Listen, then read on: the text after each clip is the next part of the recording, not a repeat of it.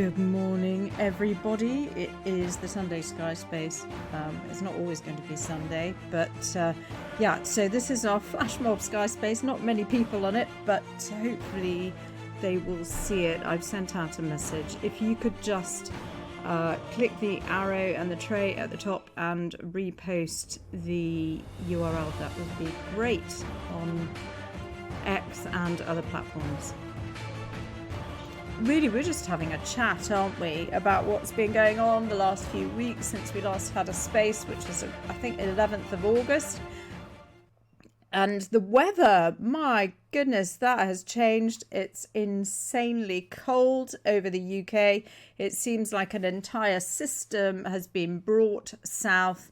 I don't know whether you were watching the weather charts, but basically the jet stream did this whole bubble thing over North Europe, went right up into the Arctic Circle and has now broken, and that has brought in lots of cold air from North Russia, it feels like, and probably along with it some nice presents for us to breathe in. Hi Nicole, good morning. I'll check that I can hear you in a minute. I'm sure I can, because it seems to be all perfectly working well so far. So yeah, the weather's gone very, very cold, and it does seem to have given us a bit of a break, but I think that might be an illusion, because we are watching a system at the moment over the East Atlantic, and that is dragging up a whole bunch of gassing of West France and West Spain. There's also some in northern Italy, but that whole area is getting a good seeing to, and it is all being dragged up north and then circulated over Europe, Western and Northern Europe, as usual. It doesn't seem to stop, does it? So there's the dry air mass that came in from the Russian area. I found some new apps which are fantastic, and you can see which bits are dry, which bits are warm, and with humidity. And I think that I've managed to work out how they're creating these crazy storm systems. But we'll talk about that a little bit more later. I won't bore you with that too much. So we got Lisa first. With Annette. And Lisa, you were making some observations about your going back to school time in your area and what happened this week. Do you want to tell us a little bit about that?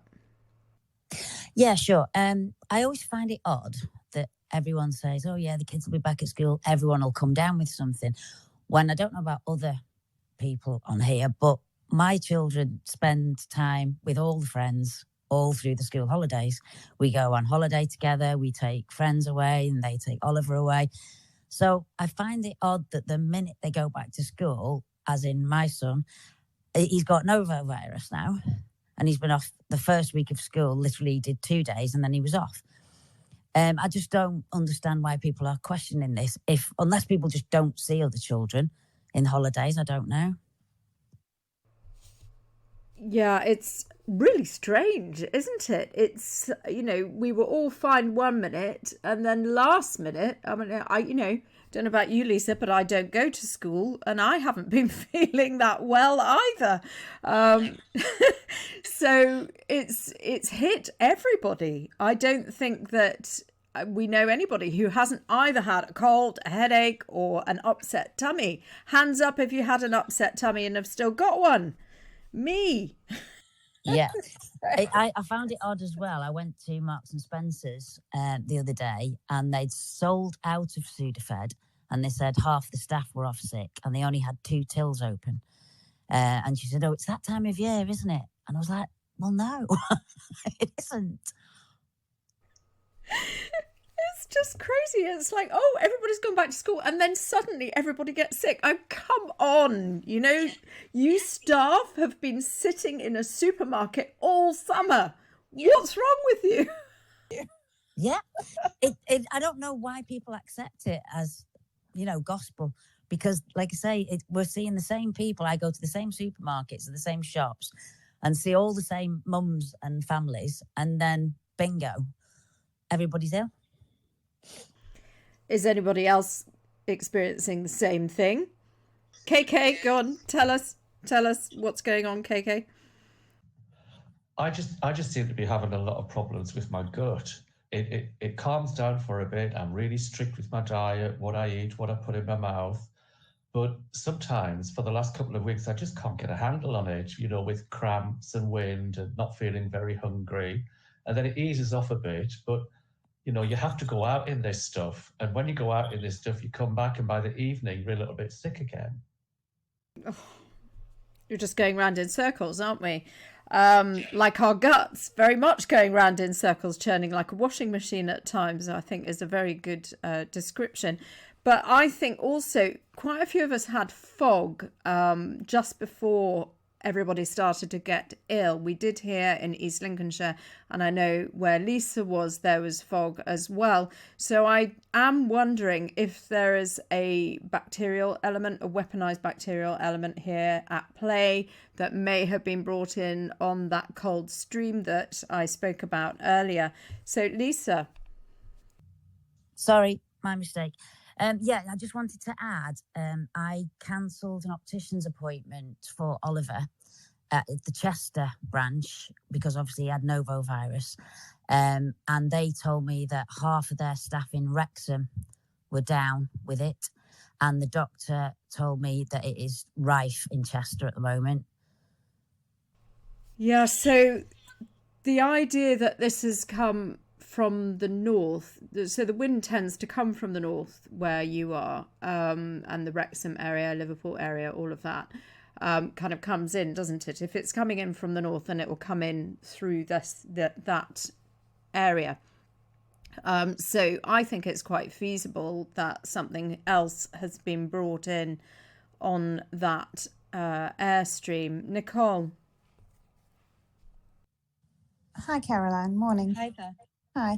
I was just wondering, I've got the tummy issues on and off also for about a week. And I'm also like KK, very strict on my diet and what I eat and everything really. But what I've noticed as well is that I have some skin issues that pop up at the same time as my tummy. And I never really put the two and two together until quite recently. And it's like a rash on my chest. I've got a little bumpy rash on my forehead. And those two definitely come together. So I was just wondering if anybody else has noticed an increase in maybe some rashes or itchiness or bumpiness of the skin.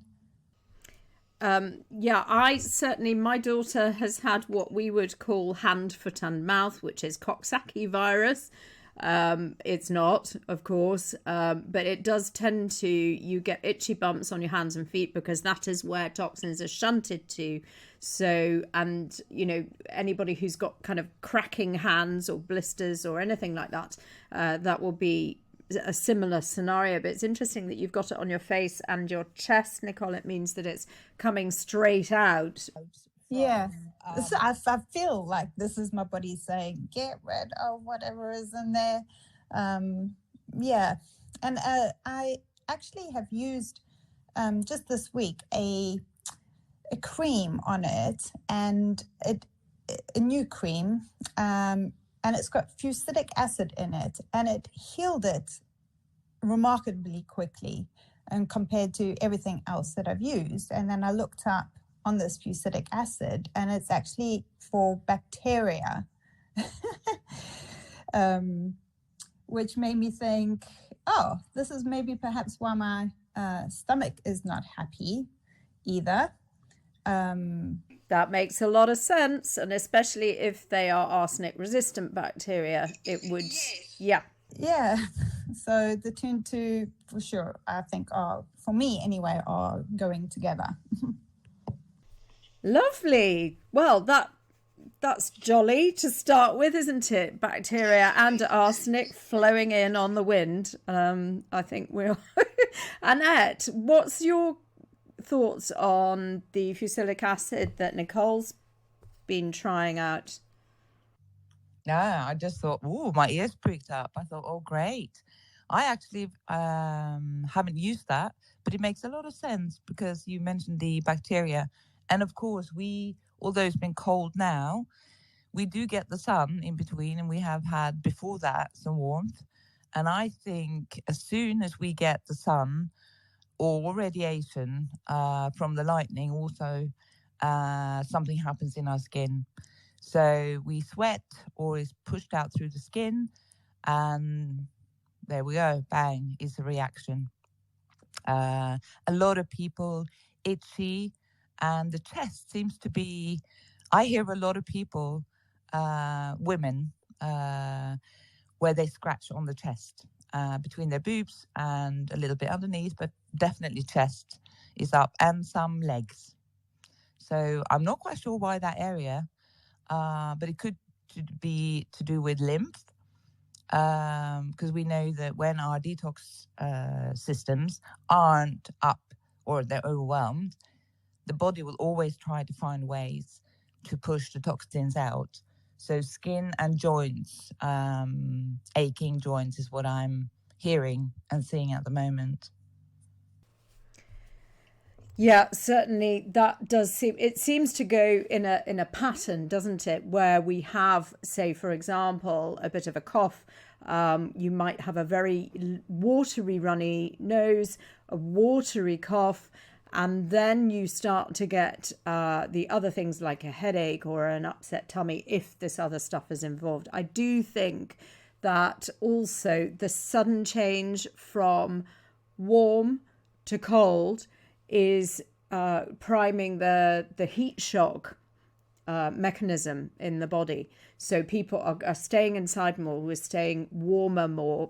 Some people have even put on their heating, KK. I'm talking to you.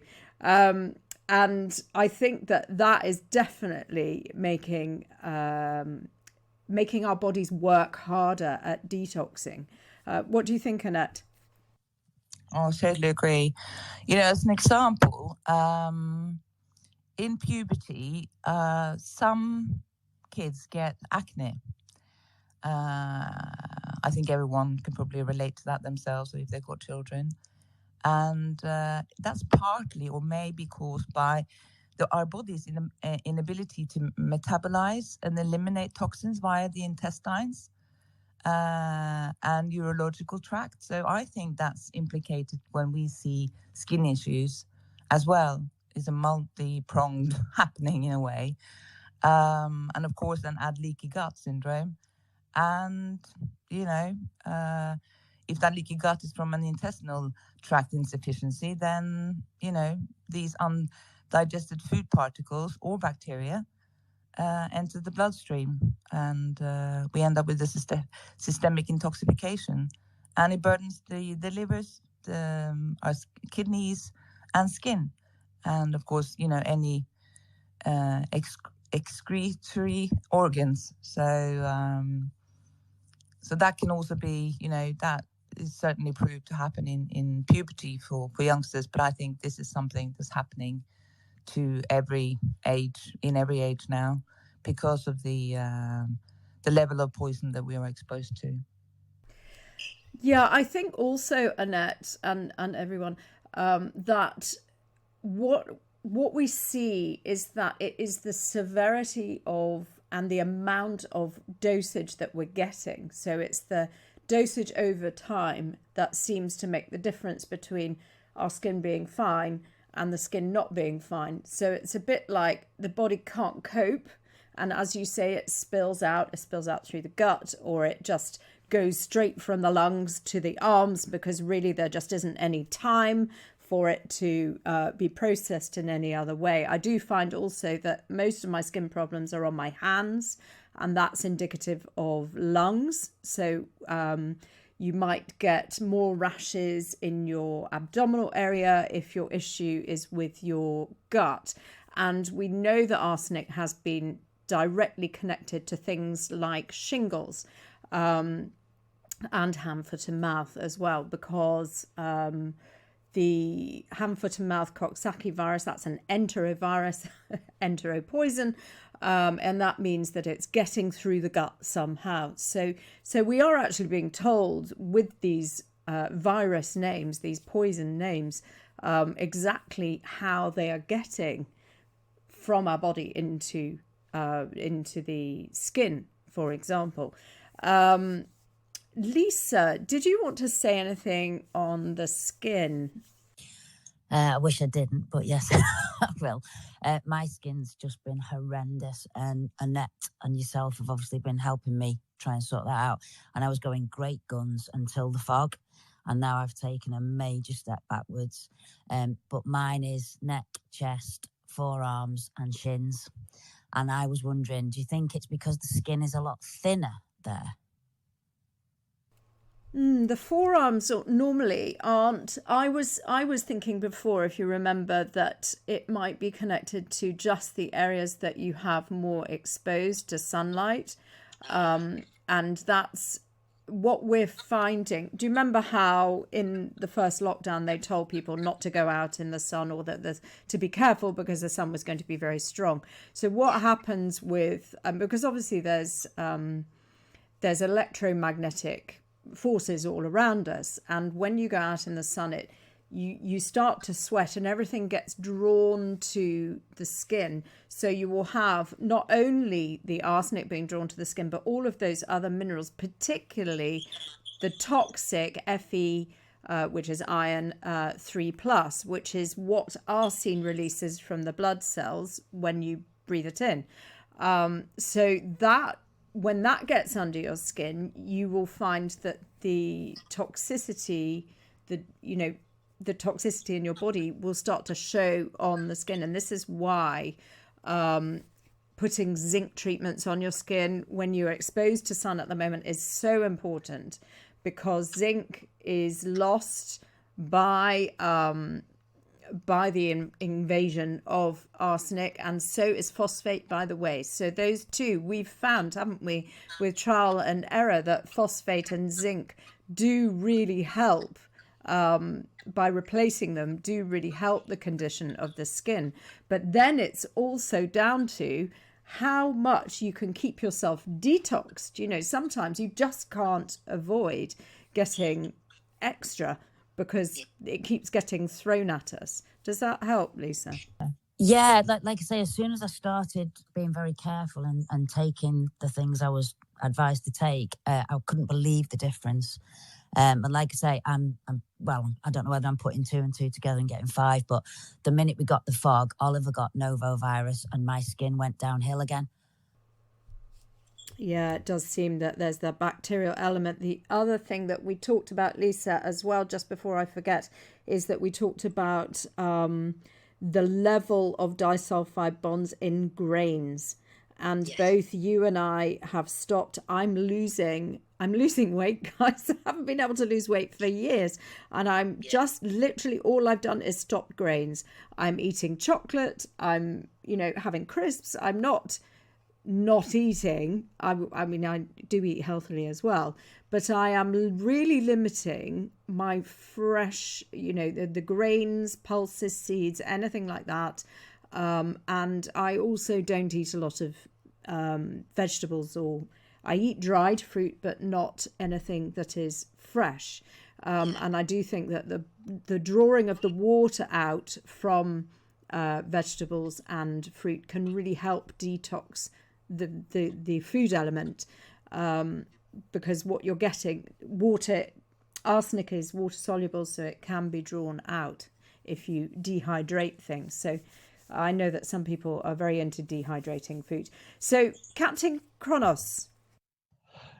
Getting back to the skin sensitivity with sunshine, that reminds me of a disease called porphyria cutanea tarda, which is a disease that happens in an individual that has hepatitis C. Now, what happens is the sun shines on your skin and it blisters the exposed skin.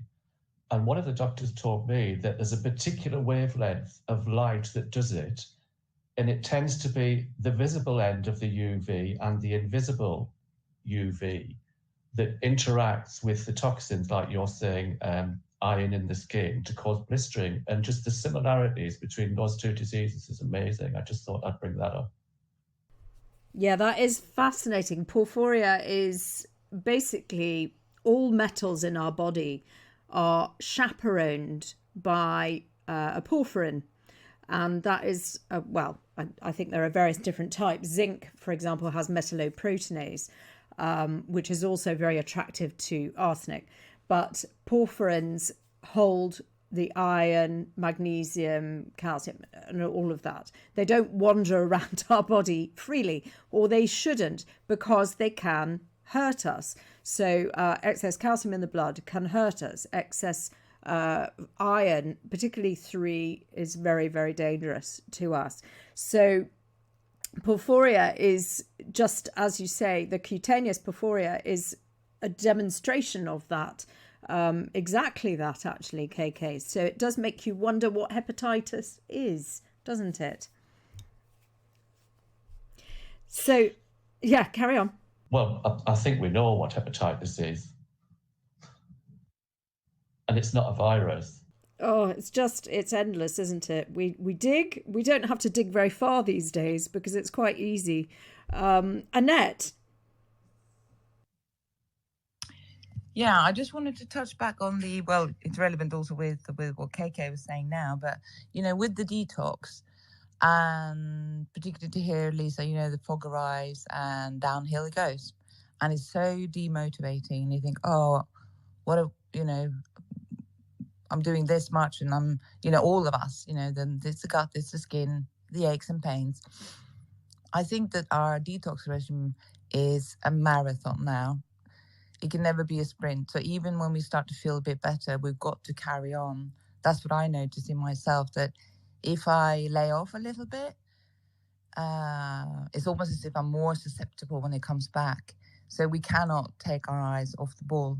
And each and every one, if they can find what works for them, and I don't mean these huge, they shouldn't be aggravating detoxes at all, because I think that will just upset us further. We can't handle those at the moment. But that slow, sort of that turtle rather than the hare, will get us there eventually. We're just got to keep at it and keep at it. Yeah, what really surprised me, actually, Annette, was that stopping eating grains took a huge burden off my liver.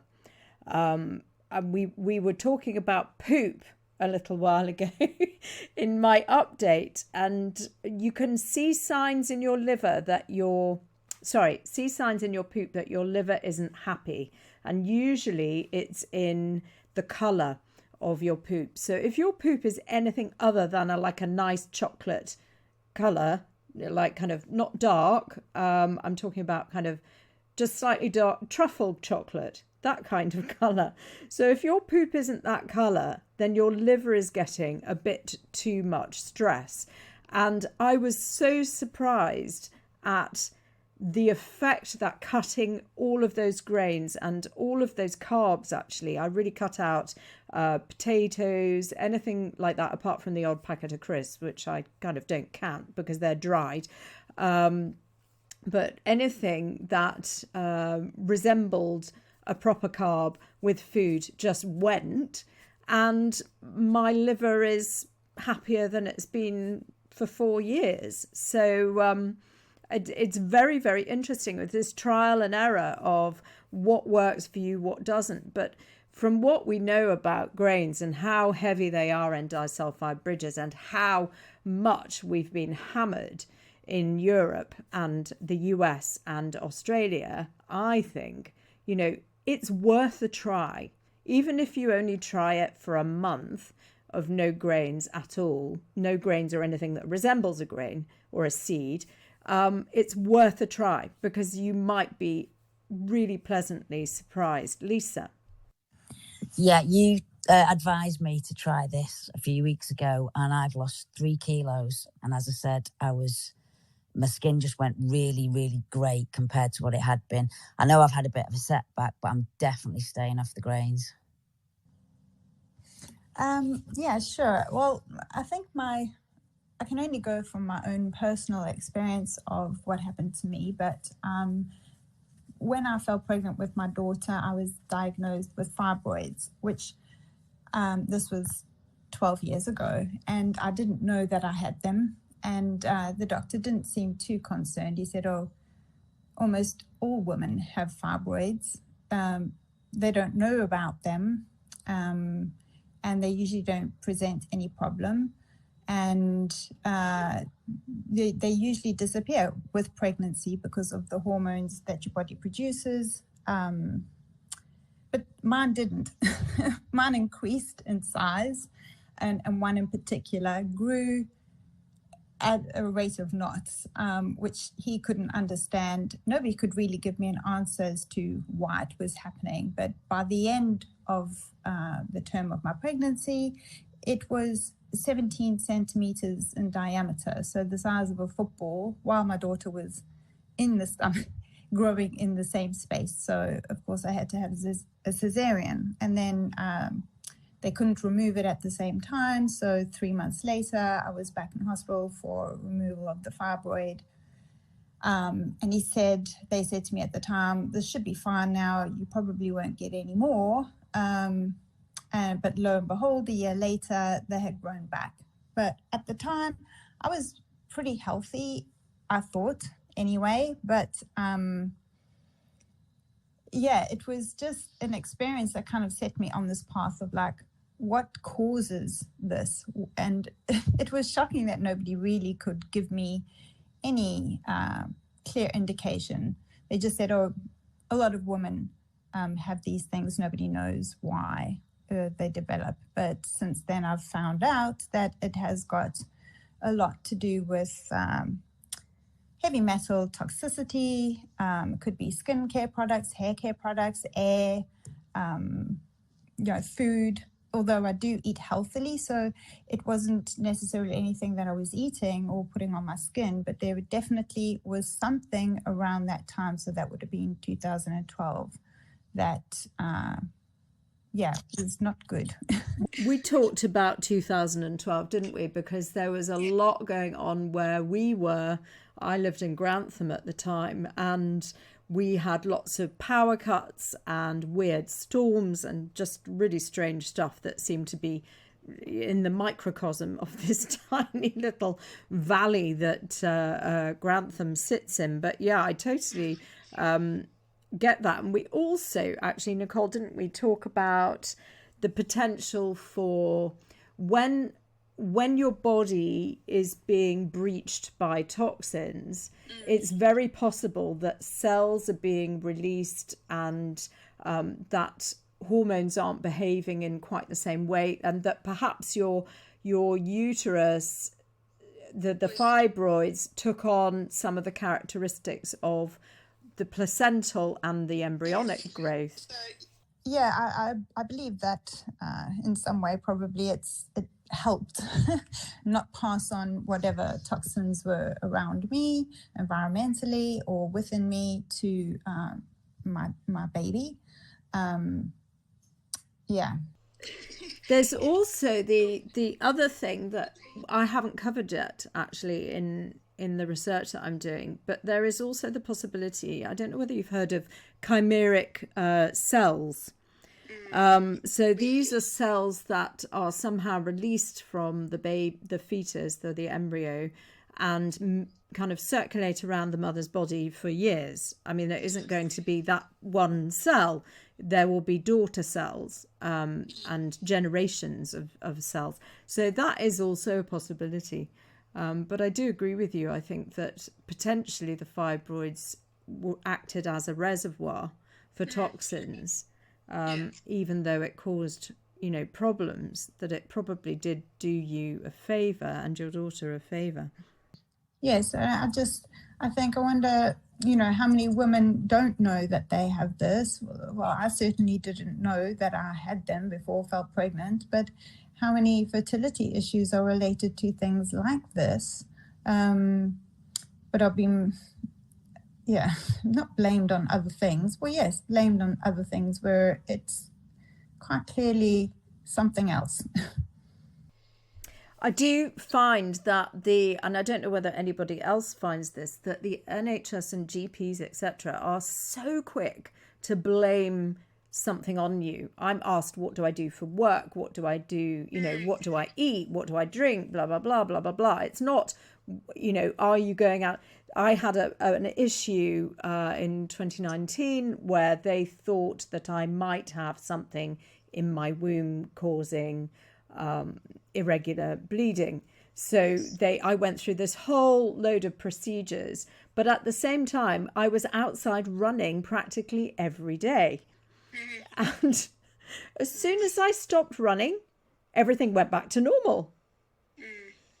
But Weird. yeah. Yeah, well, we know why. But the doctors were so keen on making it, number one, going down the cancer route, and number two, suggesting that it was just something wrong with me. Yeah. And I think we all have that, don't we? Yeah, and unless you present as like dying or, very ill looking, they won't necessarily always believe that you are not feeling very well, is what I found. I requested my medical records in 2015, and just reading back on my notes and things, there's a lot of comments where I would be telling the doctors that I felt that there was something wrong, but their comment was in my notes, weirdly, presents well or presents very well. Almost like it's disbelief. Dressed immaculately. It was like, this is my job. I do dress for my job as well. So just how you look is not necessarily how you feel. And we need to, I think, be more clear that we know our bodies, we know when there is something wrong, and to be taken more seriously. I totally agree with that, Nicole. The number of times doctors look at you quizzically as if to go, are you having an episode, like a mental episode? And it is, you're absolutely right. You do know when something is wrong, but unfortunately, modern day testing doesn't allow for arsenic testing. And even if they could test for arsenic, they probably wouldn't find it because it's so transient and it sits in your cells. You wouldn't be able to get it into the serum beyond a few hours of exposure. And nobody would know when they were being exposed. And you wouldn't get a doctor's appointment for at least a week after you were exposed. So you'd be stuffed on the urine test as well, wouldn't you? Yeah. It's minefield. We keep on. Yeah. Annette, do you have any comment on that? Yeah, first of all, how sad it is actually I don't really know of any woman that's untouched by this in some way or another, being it when younger age or when they approach menopause, which we now may know is linked to, the inability to detox through our periods.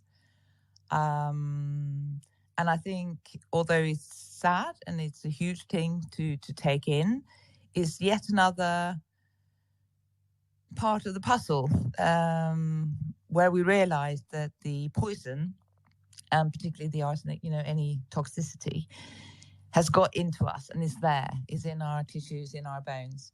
And back to the detox that we are making, there's a way of life going forward. We have to, and to teach our children and those around us that that's how it is. When we breathe, our lungs detox continuously. Our liver and kidneys, those are the three main ones. And I think focus should be there, and then gradually we will see improvement, hopefully, in the other organs. But I see a lot of young ladies that struggle still with their periods. Some are a bit more stable now. But it's also sad how this was all just blamed in majority on the jabs.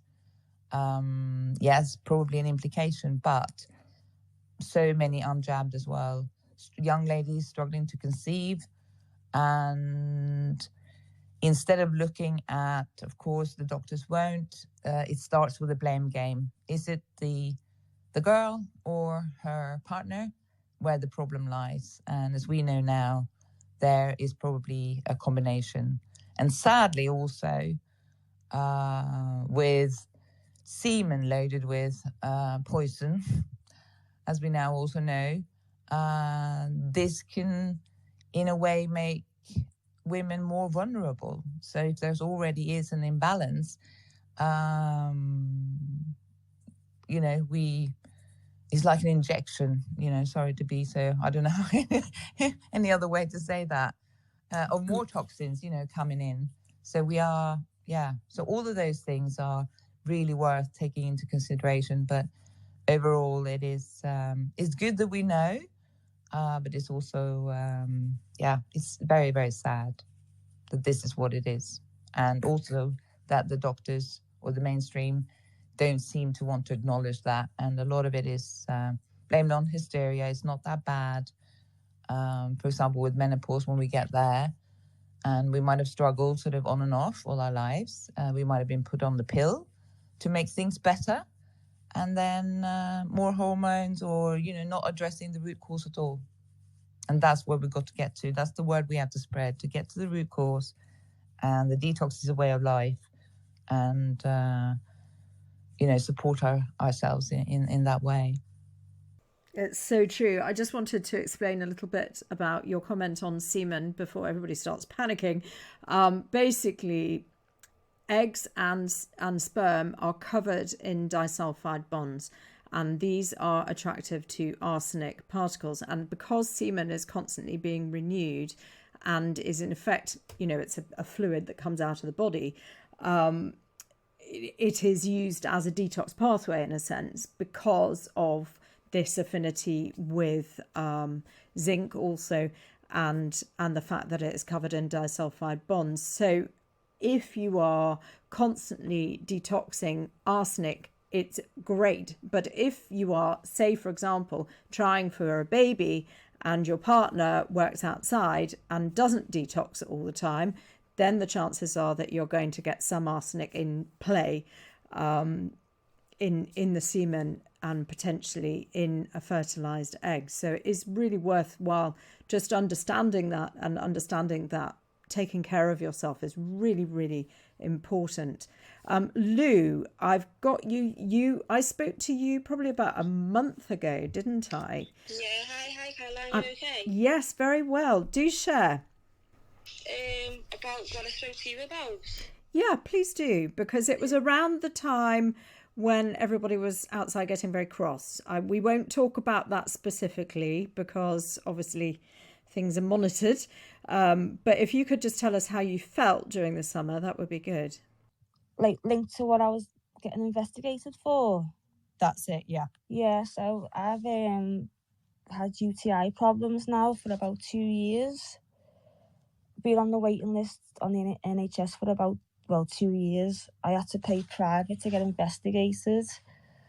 Was on antibiotics, clears up, comes back, clears up, comes back. And I spoke to Caroline, didn't I, about not what you think it might be, but other people experience this as well. Like, I feel like, I don't know, it's just come on me within the past 2 years, and it's proper consuming my life now. Like, it's just every couple of months or every couple of weeks it'll flare up, and it's just a nightmare at the moment. So I'm not sure if it might be, what do you call it, perimenopausal?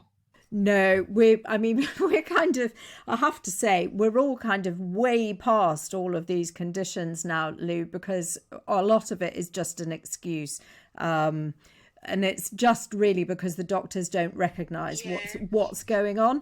But can I ask, over the last, because Lisa's been chatting to us and she's from a similar area, more or less, to you, and can I ask, have you found it's worse over the last week or so? Oh my God, it's flared up from Wednesday. Right, that's what I thought. So that is definitely related to what's going on in the air. So it is just a matter of just finding ways for detox.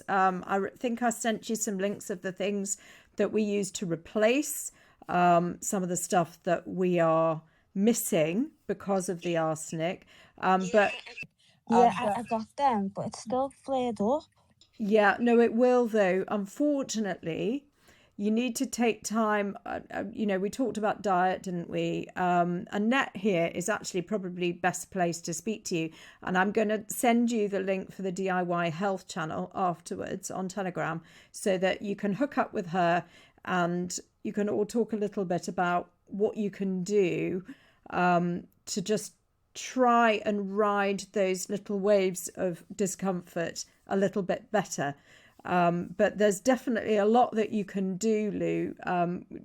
We just need to work out what you're eating, what your outside time is like, and how you can supplement that and manage that a little bit better. So Lisa, I'm going to go to you quickly and then I'll come to KK because I know you've got to go.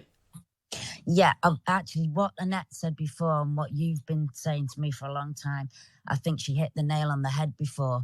I think we've got to stop thinking of this detox as a temporary thing, and we've really got to get our heads around permanently, like a marathon, keeping everything as clean as possible, even when you're feeling better. Because what Lou has just said really resonated with me, because she's flared up her situation. I know she's not got the skin thing, it's something different, but it's flared up at exactly the same time, and we're probably 10 to 15 miles away from each other. It's so important. I stopped taking the phosphate electrolyte for just, I don't know, about a week. I thought, well, I can get away with it because there's some phosphate in the taurine. No way. I just was so poorly because after going down south. It just, it's not enough. We need to make sure that we have enough of this. And I don't think we're getting enough from food, frankly, at the moment. KK and then Annette. If I could go back to sperm, people who are HIV positive, and we know HIV isn't a virus, it's arsenic, but individuals who are HIV positive can have their sperm washed. And I'm assuming that takes the arsenic from the sperm. Do you think that's what it's doing? I think you might be right, KK. I remember that actually, and I think they do that with fertility treatments as well. So I think that's definitely worth looking at. I wonder what they wash it with, if it's something that's disulfide heavy. It's not bleach. No, I don't think it would be bleach. But if they wash it, say for example with a metalloproteinase, that would be really, no, they couldn't do that because that would start dissolving it. I'm going to look more into that. I think that's really interesting. Really, remind me because I will forget. I'm terrible at forgetting things. Annette. Yeah, first of all, that's very, very interesting, KK. Look forward to looking into that. Because we know that the success rate, when people go for fertility treatment and help, that it sometimes works better when it's initiated outside the body. And so I look forward to that. Anyway, back on to just a comment on the phosphate, because I reduced mine too. And didn't sort of have a regime as such, but I was thinking, I'll sort of do 2-3 a day. I can go down to 1 now, and then boom. So I use muscle testing for myself, and I hadn't been sort of lowered it for about 2 weeks, and I actually needed 5 a day. I tested for 5 a day.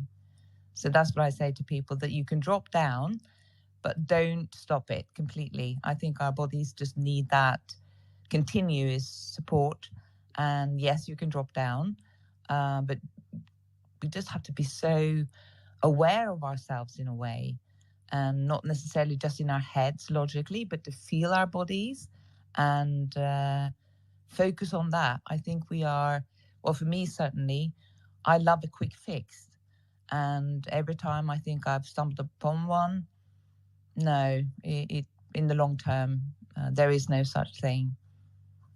Wow, 5 a day, Annette. I think you're probably a bit taller than me. Yeah, I am tall. I am tall.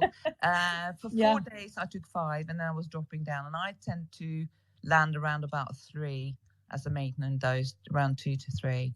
Yeah, 3 is about right for me. And actually, I think at the moment I could probably do with one more in this wave. I wonder if upping it during, the bad sessions might be a good way to go.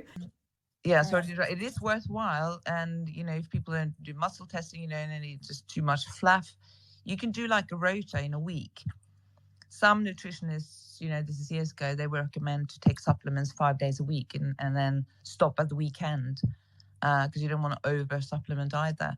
So, for example, you could do sort of Monday, Tuesday, normal dose, Wednesday a bit more, then drop it down to the maintenance again and just do little spikes in between, for example, but again, each and every one, just see how they fare with that. Yeah, it's good advice. For me, my memory, when we're being attacked, my memory just goes to pot. So doing things the same all the time, and just, keeping, because for example, I keep my zinc separate from ALA. So I do ALA in the morning and at night during bad times, and just in the morning when we're not being got at, which is very rare, by the way, at the moment. And then I do the zinc in the middle of the day with everything else. So that's what I do. I have to kind of keep it the same, otherwise I forget what I've taken. Elle, I'm going to pass on to you. I'm going to leave Annette and the others to look after you a sec. I've just got to dash out for 2 seconds. Okay. This was just for the lady who was on a bit before about the UTIs. Not sure whether she's ever come across a supplement called D-mannose. It's just because my eldest daughter has had a spike in her UTIs this year. Yeah, I take that daily. Yeah, and it's not helping. Not really, no.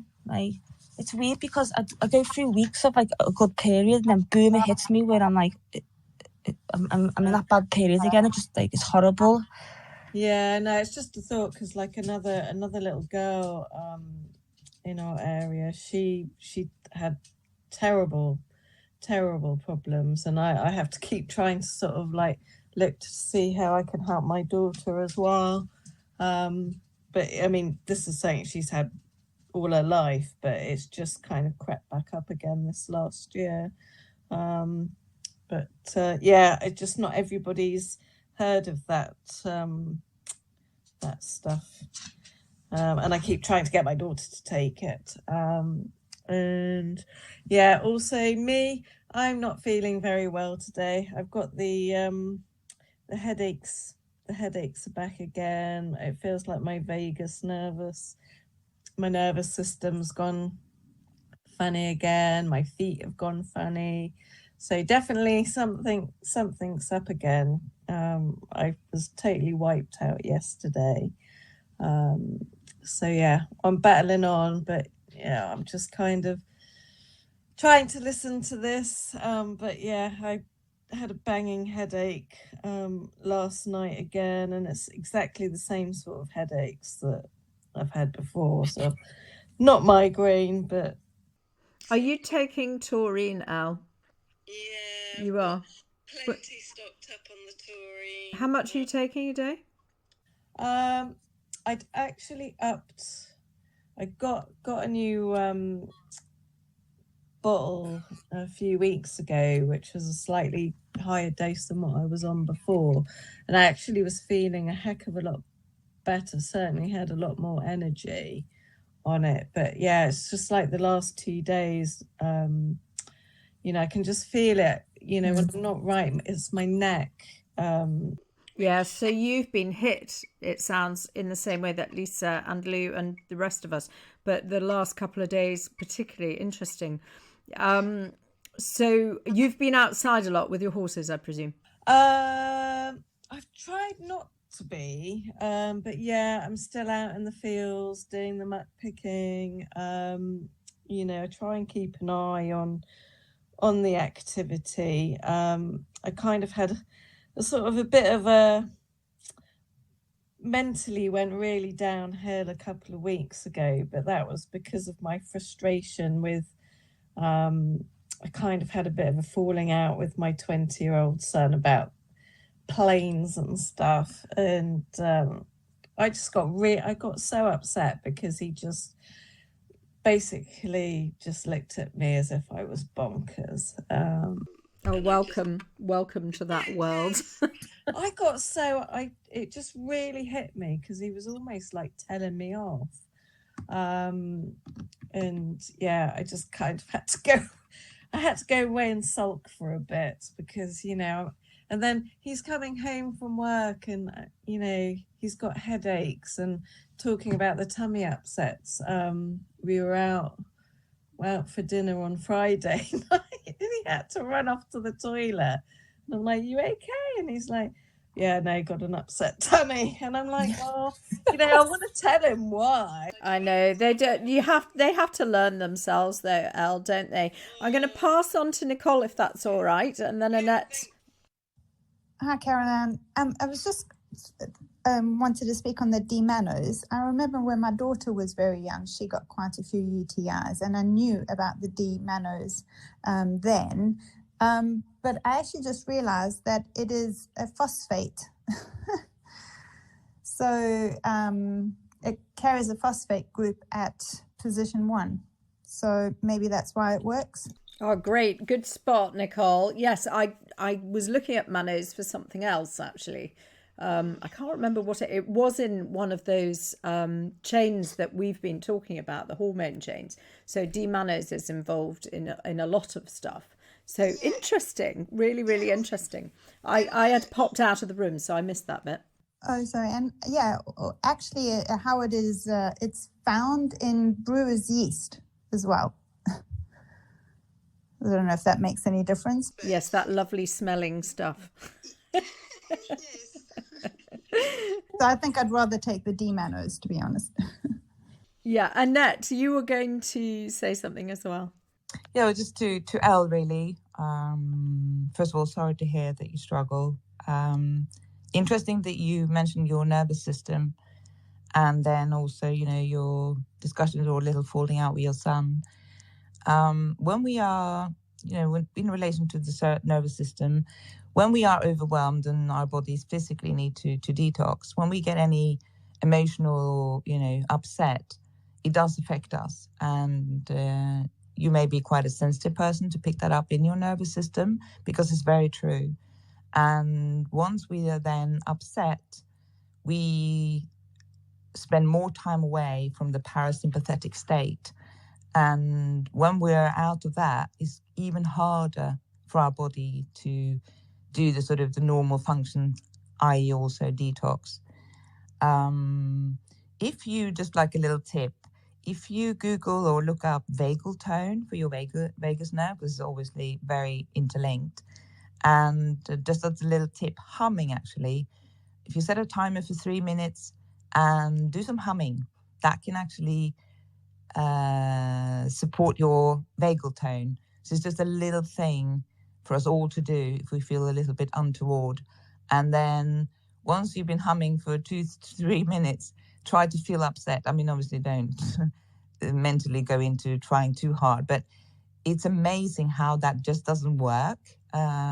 So that's just a little tip about the humming, but also look into vagal tone and things that you can do. But you're very, very right regarding the nervous system. It's another element of, even when we're doing well with our detoxes and our looking after our physical bodies, boom, something happens, there's an upset, there's a shock, and we just seem to go away, and our symptoms can flare, physical symptoms can flare from just that. Thanks, Annette. So I'm going to move things on a little bit because probably people are joining and thinking it's meant to be a sky space and we're all talking about being ill. But it obviously is connected to the sky, but just not specifics to do with the sky. So there are a few things going on in the world at the moment that I thought we need to touch on. What I can't get past is the fact that Keir Starmer was with the CPS and that the Lucy Letby case at the moment is revolved very much around the CPS and the fact that nobody can get their court documents and stuff like that. Now, KK has been looking into this a lot. I don't think it also is a coincidence that Kamala Harris is a lawyer and that she is obviously in the running as a presidential candidate. I think there is something going on regarding our perception of the legal system, and things are being brought to the surface. Blinken, for example, in his meeting in Ukraine with the foreign minister and Lamy, which I'll talk about in a minute, he mentioned that in Ukraine, the legislative, so all of the judges and all of that system is being reorganized, because the biggest problem that Ukraine have had, and the reason they haven't been able to join the rest of the West, and it's not even about joining the EU, the reason they haven't been able to join the rest of the West is because they have been so closely tied in with Russia, and Russia has kept those oligarchical nails deep into the people at the top in Ukraine. And they have used bribery and corruption and all of that to just keep them right there. So, KK, I know this is a little bit of a kind of a wild card saying that this is connected to Lucy Letby, but does that make sense to you? Absolutely. The Lucy Letby story is huge. When it first started, it was not just a murder inquiry or the legal case, but when you see where it goes and who else it involves, it's fascinating. Tell us more, because you've been doing detail. I haven't done too much detail on that. Okay. So I followed Letby from the beginning. There was just something about this case that caught my attention. It was like no other. I mean, it started as a murder case, but it's led me all over the place. The mainstream media and the press, they just won't leave it alone. Nobody can seem to leave it alone. And that's quite unusual for a miscarriage of justice case. Normally they take years, decades.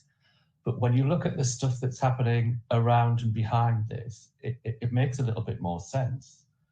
Now, when people talk about Letby, they talk about the spike in deaths at this one hospital, this Countess of Chester Hospital.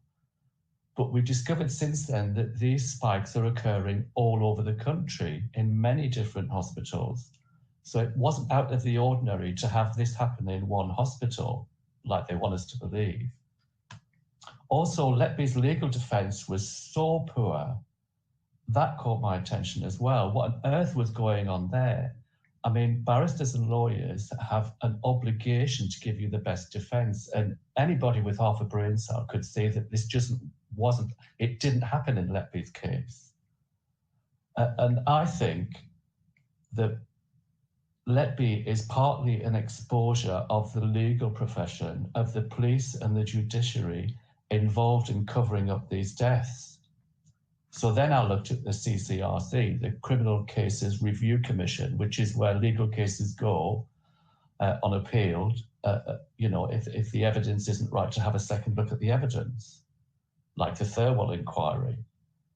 The boss of the CCRC used to be Helen Pitcher, OBE, but she's now being removed by the new Labour government. She wouldn't resign, so the new Labour government are having to start a process to remove her. What's her background, KK? Could you just tell us what her background is? She's a lawyer. I mean, she was the boss of the Criminal Cases Review Commission, but she's a judge, but she also sits on the group that appoints judges. So she's appointing judges, and then she's, overturning judges' decisions. Now, what happened, there was a case 10 years ago, the Markinson case. Now, I think she was disciplined for that, and that's why she wanted her to go. But from the look of what's going on at the CCRC, there's a lot more happening there than just the Letby case. There's quite a few case reviews coming from the CCRC now, and there's some DNA fingerprinting cases coming along as well. They're all being reviewed and people are being released from prison. Obviously, a lot of these convictions are unsafe. And I suspect that this Helen picture was the blockage to stop all of this happening. And she's officially been removed, but she's refusing to resign. But things seem to be really hotting up at the Criminal Cases Review Commission. And I'm particularly interested in the DNA fingerprinting cases. But there are big problems with DNA fingerprinting. It doesn't look at the whole of your genome. It just takes selected reads. And the problem is that these limited selected reads of DNA are not precise enough. We know that DNA is just a really delicate molecule, and the things that they have to do to read your DNA just breaks it all up. It's just not a proper science. So are they reading it in fragments in the same way that they read a virus, in inverted commas, in fragments? So they're reading just fragments of protein, and then they're kind of splicing it together whichever way they feel like, and say, well, that bit might fit there and that bit might fit there, and therefore it's that person. I mean, how is that possible? Well, this is the problem with modern genetics. They've moved it all onto a computer. Instead of it actually being a science, things are now modeled in silico in the computer. The computer stitches all the tiny little bits together and says, ta-da, a virus. But it's not. It's just made up in a computer. It's a computer virus. Now, the thing about this Letby story is it connects everything together. Now, see if I can do that for you. So Letby isn't guilty. Mike Lynch from the Bayesian Yacht wasn't guilty. David Davis, MP, was working with Mike Lynch to set up a UK-style innocence project. The Innocence Project in the States is where they get people off death row and out of prison for being wrongly convicted. So these two guys were looking to do that here. And they were looking at the Letby case. This all links in together. Now, David Davis, MP, is also looking for reasonable, cheap access to court transcripts by the House of Commons. I can't believe that those aren't freely available anyway, but they're not. But so he's active in the House of Commons doing that. I think there's much further to go in this story, but I think it's interesting that the Letby story is just heading in so many different directions. It's heading in the direction of the NHS, of the legal system, of the politicians. It's massive. And if we're right in our suspicions, KK also is pointing in the direction of the real cause of a lot of the deaths. It absolutely is. David Davis has been very careful about what he says may be the cause or may not be the cause. The important actors in this are choosing their language very carefully. But I did quickly pick up something this morning when I was having a look. Somebody's actually done a Bayesian analysis of all the hospital deaths. They're using Mike Lynch's Bayesian analysis to show us that the spike in deaths at the Countess of Chester Hospital is not unusual and happens throughout the country. I mean, I'll put the screenshot that I've got and the link for the analysis. But you have to be pretty blind and pretty stupid not to see all of these coincidences coming together. I just think it's an amazing story. And I think it's definitely one to watch because of all the different parts of our society that it involves, particularly the legal profession. Yeah, Captain Kronos, does this Bayesian analysis span a broader time period than the time period, or is it just the Lucy Letby period? No, I think it's, let me just check, I think it's slightly more. I did pop it in my, I'll stick it in the nose, but I think it's 2 or 3 years, I think it's a reasonable. Okay, that would give us enough data to try and match it to other events, let's put it that way, because I have managed to find, luckily, quite a lot of weather data from that period and much further back, actually. So I may be able to match particular events. In fact, there was one death from another person that I matched specifically to a storm. So yeah, that will be interesting. Annette? Yeah, just a question for KK. There was an article written in the New Yorker that was blocked in the UK. Have you been able to read that about when they wrote quite extensively about the Lucy Letby case and some of the babies that died? Yeah, it's in the Internet Archive, but I believe I put a copy in the Health Channel. If I didn't, I'll try and find a copy and put it there. But most of what was written in that article is public knowledge. But it is available on the internet. You can get it. Yeah, okay. I'll try and find it. I'll have another look. It was just a friend of mine that said that there was a reference to a baby that had an infection, and there were other bits and pieces that she was told of before she came to work, and then she was in charge of those babies. So just interesting to read, the whole. I'll fish it. Okay. I'll fish it out for you, Annette. Yeah, thank you.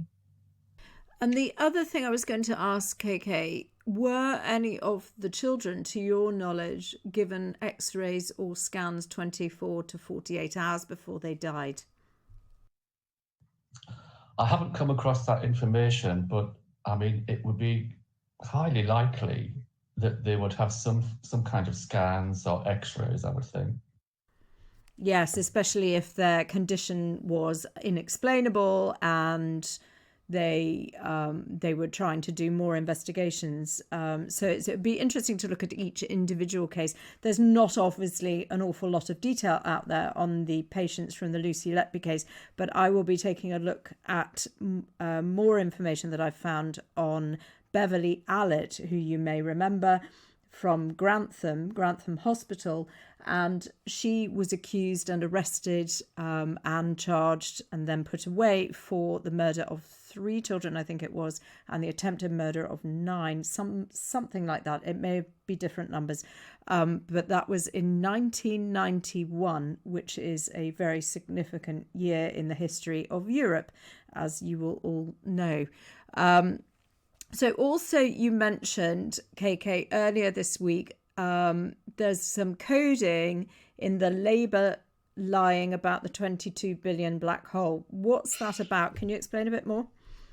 Well, it just popped up on the TV. I had the TV on in the background, and the strapline was Labour lying, 22 billion black hole. And I just thought, there's another 33, there's another 22, there's another 22. The code in just that one line, I thought, right, so they're talking about Labour's black hole. Who made it? What's it for? What's it doing? And is that money being used, for example, for the covert war that we're not meant to know about, but everybody more or less knows about it? I think it definitely could be, but like most things that are happening at the moment, it probably has more than one meaning. I mean, it's a very good political tool, isn't it? A black hole. And I guess both sides can use it for whichever way they want. Well, holes are usually in the ground, aren't they, KK? So I think it's a fairly accurate assessment, 22 billion underground. Maybe they're building something exciting whilst they're under there battling each other. Who knows? And this is the other thing I was going to ask was, we know there's stuff going on underground. People constantly reporting rumbles, shakes in the middle of the night, weird boom sounds, explosions that nobody reports later, and gunfire in the middle of the night. Now, how is it possible that we can be going through all of that? Like, for example, Lisa sent a clip of a road in an area near her that had completely buckled, similar to an area in the southwest near an army base, an older army base. And it just like literally looks like the ground lifted up and was dropped again. How is it possible that people still don't believe or still are not aware that there is something going on underneath our feet? Any ideas? KK, go. Television. So what does the television say it all is? In fact, they don't talk about it at all, do they? The television never makes any sense when you watch it. I mean, it's a pure distraction, but we're being hugely distracted by lots of things at the moment. Yeah, it's like even in this meeting with the Ukrainian Foreign Minister Blinken and Lamy, whilst they do lay everything out really very clearly with all of this stuff that we've been studying, so the history again of Catherine the Great and Stalin, and don't forget that if it weren't for Prussia, there would have been no takeover of the Russian Tsar, empire. It wouldn't have become communist. And if there was no Catherine the Great, who was related to Frederick the Great, there would be no annexation or takeover of Crimea. So there is, Crimea seems to be central to a lot of this. And I think it's because there's something going on underneath there for certain. We've drawn lines of various fault lines and heat spots and everything that goes literally all the way from China through Tajikistan and various other countries, right through underneath Crimea, Moldova, and then up to Berlin. I mean, it just literally is a straight line. It's incredible. Annette? Yeah, I just remember with, the ongoings underneath us, it was in the media around, the war in Gaza. There were quite a lot, weren't they, on the hospital, and we were taken underground and shown. And then it kind of just went away. And I think once it disappears out of the media and the television, like KK said, it disappears out of people's perception. And they sort of move on to the next thing. But that was a hint, wasn't it? Or strong. Yeah, like I said in the update yesterday, we have to look at Gaza and Ukraine on a global level. So they're like a small snapshot of what is going on globally. So Gaza just shows you where the war is. We've had all of that signalling from the RAF recently, telling us that the bad guys are using poison, and it's the Axis, which I'll tell you in a minute about, and that it's reptiles. And if you remember the Great Awakening at the beginning in 2020, when everybody thought that, the world was going to end in like 20 minutes, people really believed that there were aliens and reptiles underground. But we are being told that it's actually the Axis underground, that the reptiles are underground. And that is the Axis, by the way. So we had, if you remember, Bush used to talk about the axis of evil. Let's not talk about whether we like Bush or not. That's not the point. Axis of evil was in the Middle East. And then we had the axis of resistance, which again was the Middle East. That was Iran, Hezbollah, Hamas, the Houthis, and all of those other groups connected. That's over 1 million fighters just in that group, which is incredible. Plus then you've got Russia stepping in to look after the Syrian army. So Assad doesn't really have control of the Syrian army. That is mostly Russia. And that's added to that number. And then now, recently, because we got this signaling from the RAF, I looked online and I thought, well, what are they talking about? Axis. I know about the axis of resistance. And I thought maybe there's a new one. So I put, is there a new axis? And literally loads of articles popped up saying there's a new axis. It is Russia, Iran, North Korea, and China. But Lamy mentioned in this speech this week that there was some sort of they were hoping that China was stepping back, something along those lines. And I wonder if that meeting that President Xi had with Macron in Paris around the Paris Olympics, if you remember, this summer, was part of that doing a deal to get it sorted, that China was going to step back a bit from aligning with the whole Russia thing. I think it's possible. I don't know if anybody knows any more about that, but very, very interesting. So that is the axis. And I can't remember how I got to this point. So yeah, the label lying over the black hole, we know that that's related to the war underground. We know that people are either just so toxic that they just can barely function themselves and are not really aware of anything going on underneath them and wouldn't care if they did know, just because the survival at the moment seems to be a major challenge for many people. So, I mean, the other thing is that Rishi Sunak did come out and say, you know, we are being poisoned by chemical weapons. That was buried. Now, I think it was Annette just said that the Gaza, they were talking about it, the media were talking about it because they had to. There was no other, they had to cover it. But they quickly buried it underneath all the poor Palestine stuff. And everything about what happened to the Israelis seems to have been brushed under the carpet, and only Palestine gets talked about. And the same has happened with this chemical weapon thing. In fact, it didn't even get off the starting block with Rishi Sunak, because as soon as he said it, everybody was like, oh, he's terrible, he's terrible, he's terrible, blah, blah, blah, blah. He's done this, he's done that. They didn't talk about the chemical weapons at all. So that was buried completely. I tried to do some clips. They were buried completely on social media. So, yeah, it's very interesting.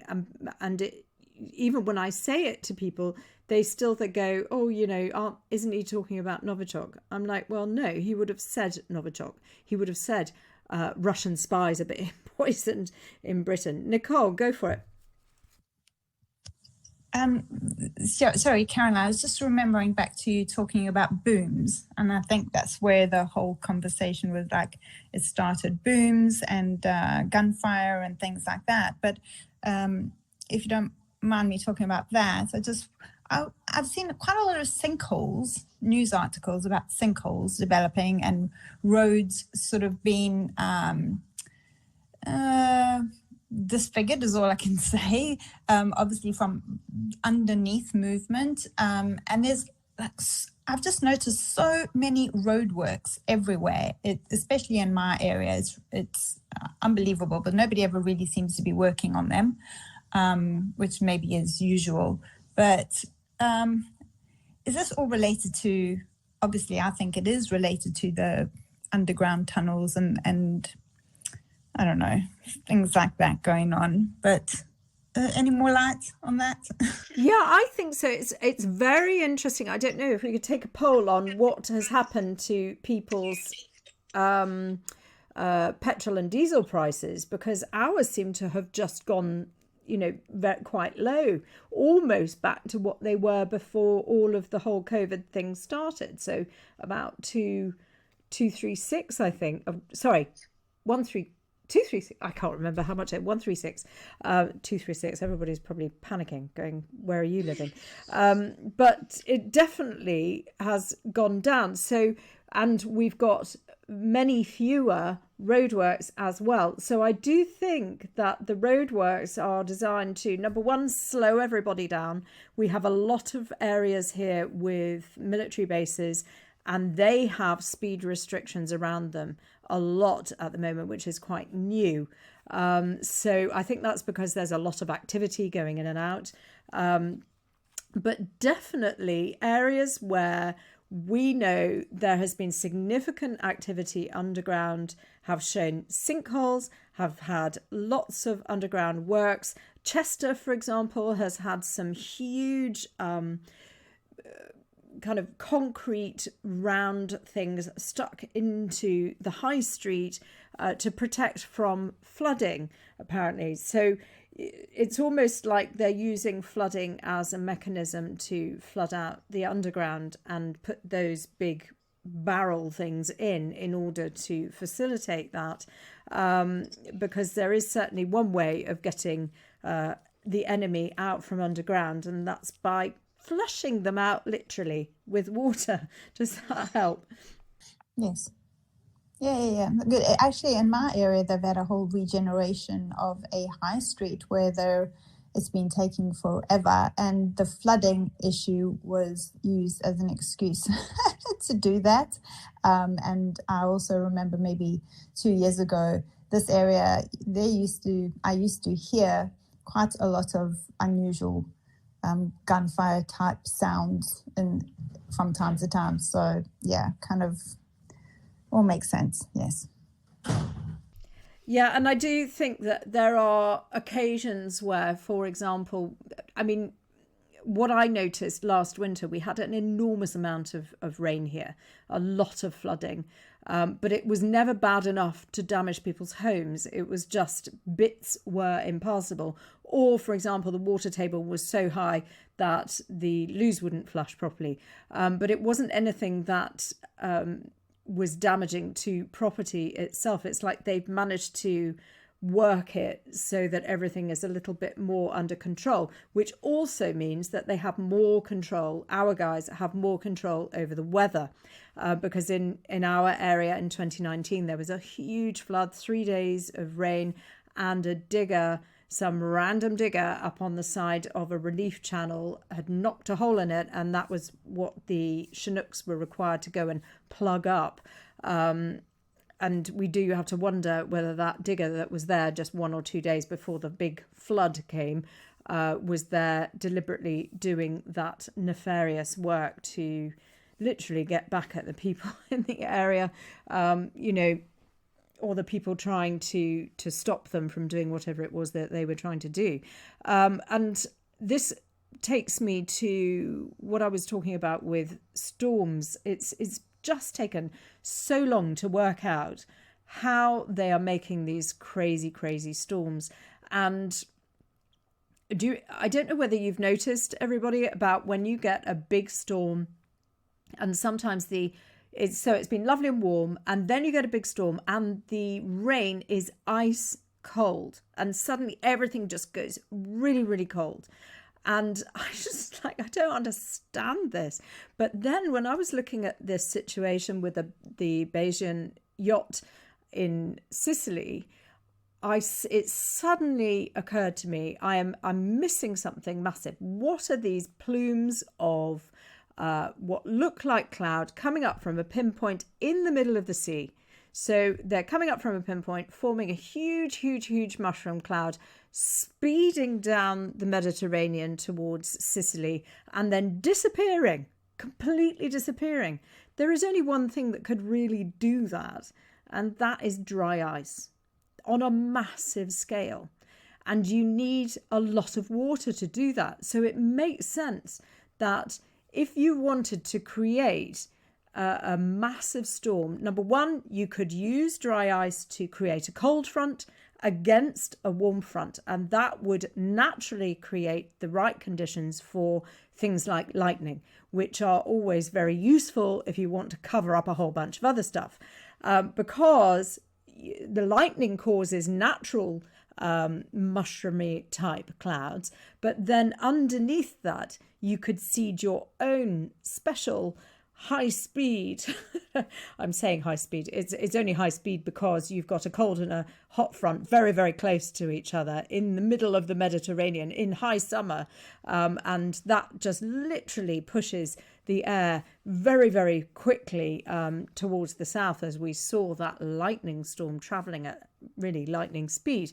And so you could probably seed a cloud with a bunch of other stuff that would create lightning, and target it by seeding around the area that you wanted to target, to make sure that that cloud only had one way to go, and it went south towards this boat. That's my theory. I need to work on it a little bit more, and I'm going to do something on Substack. All the work, by the way, the detailed work on Substack is now behind paywall because, of course, I can't do all of this all the time for free, but it is going to be in great depth, and I will be picking it apart for those who are interested. And there is also, by the way, going to be a programme on ITV towards the end of the month. A production company is putting something together. They've got lots of first-hand interviews with people on site.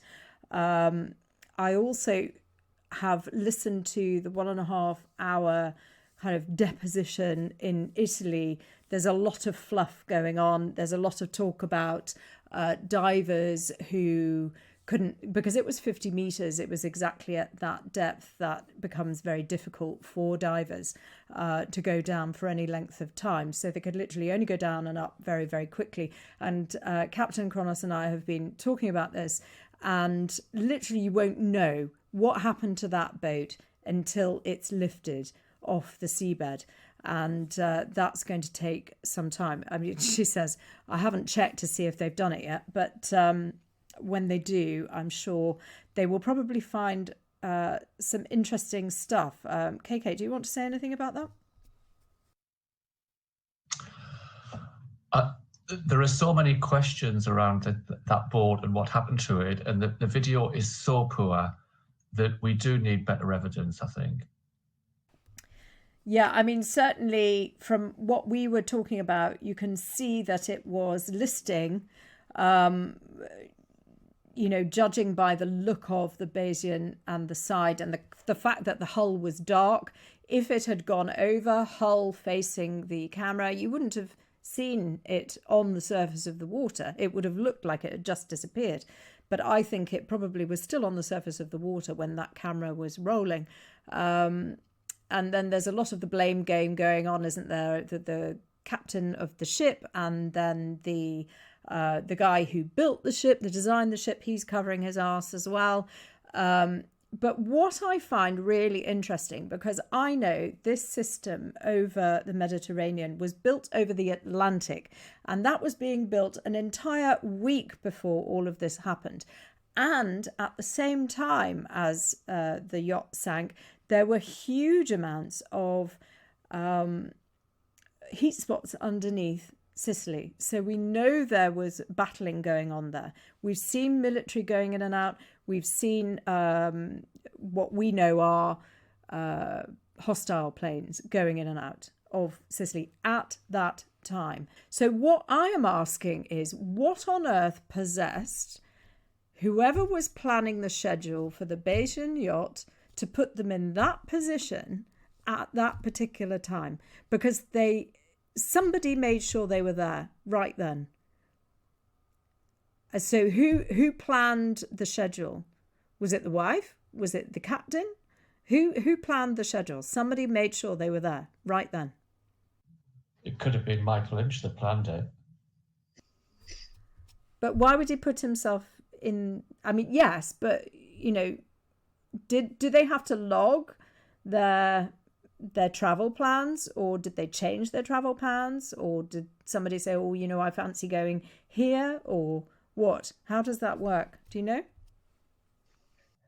Well, it's up to the person in charge of the cruise. I mean, I believe the boat was managed by a company, wasn't it? But they don't tell you where to go. The owner, Mike Lynch, would probably say, I want to go there. And if anybody else said anything different, then I don't know how that would work. I think he's definitely in charge of where they would go, but it's probably quite a popular place. Or the wife might have planned the itinerary, perhaps. Yeah, definitely was looking at the wife.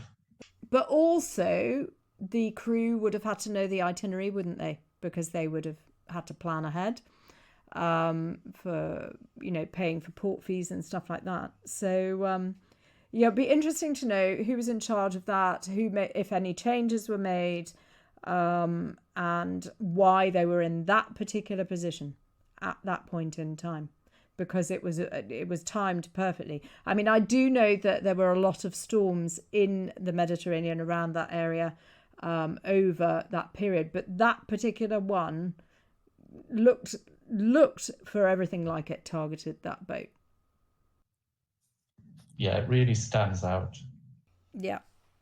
So Caroline, hi from Scotland. How are you? Hi, Caroline. Hi, everyone. I'm good, thanks. I was just sorry, I've had trouble staying on. My phone just keeps cutting out. So that's why I've not been able to listen to all of the space. But yeah, I'm just sort of keep thinking, when is something going to happen? You know, like, it's just all the crazy weather. I've got friends that they went to Vienna yesterday, and obviously it's torrential right in the middle of that Central European bad weather. And then there was a photo of a snowstorm in Austria. It must be in the Alps somewhere, but it's like unheard of. You know, I posted that yesterday. It's just absolutely massively deep, isn't it? I mean, literally entire roads are covered. Incredible. Yeah, it's just unbelievable. But my son-in-law, he said this morning, well, that's global warming, and then he sort of mentioned Donald Trump. I just think there's no point in trying to say anything, because, you know, people just don't want to. Well, the people that I'm surrounded by don't really want to consider anything other than the sort of main, you know, the sort of going narrative. So it's quite frustrating. But have you tried It's Climate Change or Pollution? Have you tried that tack? I've said to people about the air quality, and I have to say, at the moment, I feel a bit, I'm not breathless, but it feels like it takes a little bit more effort to get a good breath in, if you know what I mean. And obviously that's because of what's in the air. But I do say to people that I think it's literally man-made, as in not, you know, man-made, but like cloud seeding. And I've told people about the cloud seeding in the Middle East. And, you know, a couple of people you would have thought they would have heard about that, but they didn't seem to know anything about that. But I do say about the air quality to quite a lot of people. Yeah, it's a few people have had some success, but it usually follows people being really ill.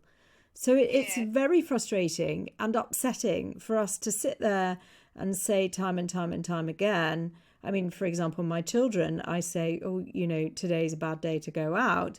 And they're like, I don't care. And they kind of do it almost to just bait me. And they keep telling me that I'm an idiot. But then, you know, a week later, they're like, oh, I don't feel well. And it's so frustrating. And you just think one day, you will know that we weren't talking complete rubbish. So it is frustrating, Caroline. I totally hear you. Yeah, my lovely friend who had sepsis a couple of years ago, she's now got quite high blood pressure and vertigo, and she's the second person I've heard of that's been quite badly affected by vertigo. And my other friend who recently got the shingles vaccination has now had shingles. She took the antivirals, but she got shingles just after she got the second dose of the the preventative vaccination. So I mean, that's a few people that have, you know, been adversely affected. Oh, that's interesting, isn't it? Because we've talked a lot about vaccines and what they are actually doing. And I don't know whether Annette can pipe in here after I've said what I think is happening. I think that they are chelating arsenic and possibly also the iron. But the problem is when you prime the immune system, so even if you have like a wound, if you prime the immune system somehow, whether it's through a vaccine or through hot and cold or through a wound or even being stung by nettles. I've seen people doing this whole waving on nettles to help their arthritis in their hands, because it temporarily clears those pathways for them. What I'm thinking is that when you put something foreign into the body, you can't control how much your body is going to react to it. You can't control how much arsenic is in the body already, how much free iron there is in the body already, and how that's going to be, if you're putting a chelating substance in, is there enough chelating substance to suck up all of that stuff that you've just released from all of these cells? I don't think so. And I think this is why people are getting things like shingles after a jab. But for example, with the clotting with AZ, this is something I covered in more detail in an article. And I put a summary up on X as well, a short summary that was a bit easier to understand. What they did is they used histidine. Now, histidine is a precursor, so it's like a building block for an anti-clotting factor. So you would think, oh, great, arsenic we know creates clots because blood cells are covered in disulfide bonds, and those disulfide bonds get stuck to the arsenic, and one blood cell sticks to another, and blah, blah, blah, blah, blah. It goes on like that. Everything sticks. So arsenic, above all, is a sticky agent. Let's put it that way. That's why people get high blood pressure, thick blood, etc. So the histidine, in theory, should have helped, except histidine needs phosphate to work. And one of the substances that we talked about right at the beginning is phosphate that is attacked by arsenate. So when our bodies make phosphate molecules or we ingest them in food, and arsenate has the capacity to make itself into a phosphate looking molecule, so arsenic into arsenate. And then, because things like phospholipids are self-assembling, it just gets taken up instead of a phosphate. So you have arsenic kind of pretending to be phosphate. And so the histidine, when you introduce the vaccine chelator from AZ, which I'm assuming it is, because it couldn't be anything else in my view, with the histidine, immediately your body starts releasing and popping cells that are covered in arsenate instead of phosphate. So then when the histidine goes to start making this anti-clotting factor, it's going to pick up arsenate and not phosphate, which means that you're going to fail. It's going to fail. The histidine is going to fail. And if whoever put that vaccine together knew that histidine had a potential to fail because of the arsenate issue, then we have a problem. And that's, I think, why everybody got, or quite a few people got clots. So I do think with vaccines, at this point in time, where we literally have zero idea of how much toxin we have in our bodies, even young babies, you don't know how much toxin got into that baby through the placenta, because the placenta and the blood-brain barrier are completely permeable to arsenic, guys. That's the truth about it, unfortunately.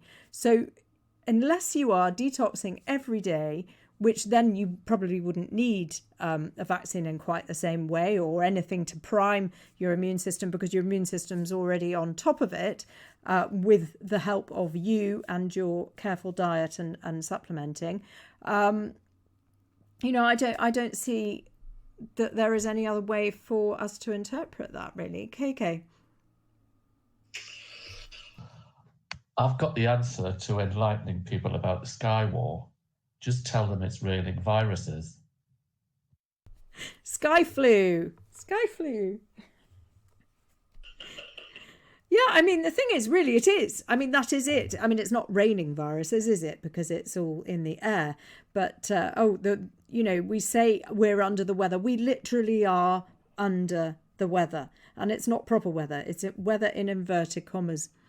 So I'm going to I've got a few things to finish on. We're kind of running on a bit. Blue tongue has been found in Essex. That's cyanosis of cattle. I did mention that in the update yesterday. And there is a warning for blue tongue in Norfolk, Suffolk and Essex.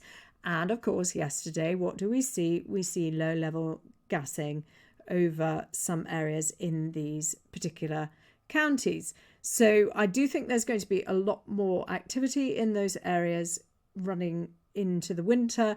And this is the area that obviously the Reform MPs are guarding with their lives, bless them.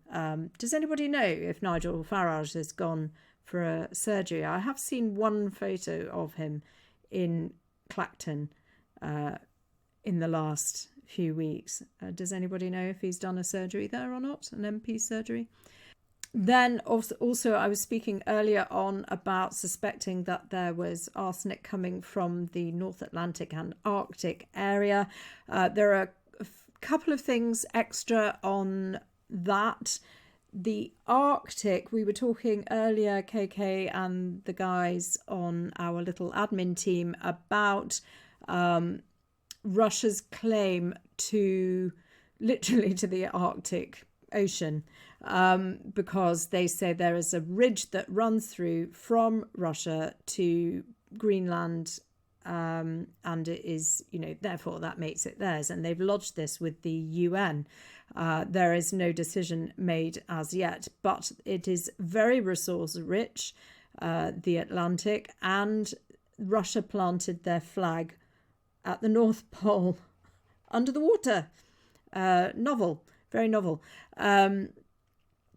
So there's a lot of issues there. And clearly, I think, certainly from the sulfur dioxide and from the cold that we've had and the possible arsine and bacteria coming in recently, that they are doing a lot of their weather mod from that area. Weather mod and nefarious seeding. And it means that we are getting literally clobbered. And I do wonder if this very immovable system that is moving clockwise in the Atlantic at the moment, the one that is preventing any of those big storms landing on the east coast of the US, is there to stop and to block that, all of that stuff coming in from the Arctic area. The other thing is that earlier this year, I came across an article that said that Russia's 11 submarines were present in high numbers around the world, and particularly in the Atlantic. And that was of great concern because obviously we've got them to the east in Ukraine and on that eastern flank, and then we've got Iran just to the south of that. And then there's this spectre of possible issues in the West, in between the UK and the US. Could be problematic, but I'm sure our guys have got a completely strong hold on it. And the other really interesting thing is that this week, Hurricane Francine, everybody was kind of going crazy about that. It's a big storm, and it did hit ground. It did cause a bit of damage, but it doesn't seem like it barreled into the center of the US like it normally does. And we've seen some really interesting weather mod from military over the US and over the UK that looks like they are actively creating like a big barrier that prevents any of these huge systems moving inland. And I think that's what they were talking about when they talked about the Siberian kittens. So that's air coming in from the Arctic area was actually tame in comparison to what it could have been. And I don't know whether you've noticed, have you noticed that the storms are much less severe than they were, say, for example, from 2020 and before? What I did want to ask was, I noticed, so I'm a bit dehydrated from this whole tummy thing that everybody's got going on. And I noticed that I am not getting electric shocks from my car. And I thought it was related to my own electrical imbalance because of my tummy. But clearly it isn't.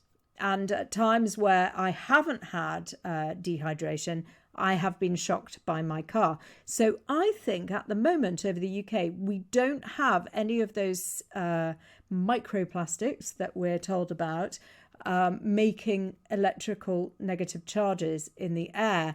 And those negative charges are what create lightning, of course. So Annette, yeah? Yeah, I just want to say I've noticed less static hair actually when you say it. You know, I just came to think of that. Even my grandson, because his hair would stand up quite frequently, and that has calmed down too. Yeah, so obviously something's happening. We've got like a barrier over us. It's quite cool, really.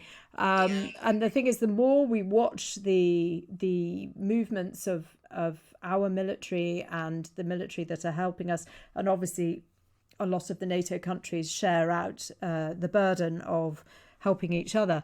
The more we notice these patterns, and we're becoming much more used to identifying when something is coming, and kind of predicting in a way. And also rad zaps, I've noticed, are down. So for the last few years, we've been getting these kind of zaps up our nose that feel like a burn. So it's not an electric shock, it feels like a burn, a tiny pinprick burn. And that would be, in theory, irradiated arsine or other particles, and kind of an alpha particle or beta possibly. And I think this is why we've got the advice to keep the windows and curtains closed from 4:30 p.m, because that is when the houses start to cool down in the evening. And as we cool down, you know, if we keep the heat on, if we then turn our heat up in the house and it gets kind of quite dry and nice, the outside air as it's cooling will start to come in through the gaps in the window. And so keeping your curtains closed is in effect like wearing a mask against irradiated particles. I know people don't want to hear that, but just think of your curtains as a big mask for your house. And it just helps you, especially elderly, actually. If you can just tell the elderly to stay warm at night, they need to keep their curtains shut from 4:30 onwards. And then that means if they're in a bungalow, that they've not got all this floating around stuff at night that could do more harm, because really it's these radiated particles are the ones that can really cause problems for like cancer, DNA changes, because they don't just hit one cell, it kind of spreads out and they have a half-life. So it takes about 5 days to get arsenic out of your system. But if that arsenic particle, if it's arsenic 74, if that's traveling through your system, it could be doing damage as it goes, DNA damage. And the same goes for lightning as well. You know, do try and stay out of lightning, stay away from windows, don't go looking out. And actually also keeping your curtains shut at night means that you're not standing next to your window watching a lightning show, which of course pumps out gamma radiation. Thank you very much for listening, everybody. I was hoping to get Raj on from India, but I haven't been able to see him. He may have tried to get on. We do have a problem at the moment being seen on X, and for people who are trying to listen in to be seen. So if you have had your hand up and we haven't answered you, it's just because we can't see you. It's not because we don't want to hear what you have to say. So until next time, everybody, thank you very much for joining. And yeah, have a great week and keep those curtains closed. KK? Yes, thank you all. Thank you very much, everybody, for listening to us whine on. Does sound like a big catalogue of, oh, I'm so ill, but it's good to know that we're all in the same boat. And perhaps if people wanted to share this with other people who aren't quite so aware of what's going on in the air, they will start to recognise some of those symptoms in themselves. So, yeah. All right. Have a great rest of the weekend, guys. Take care.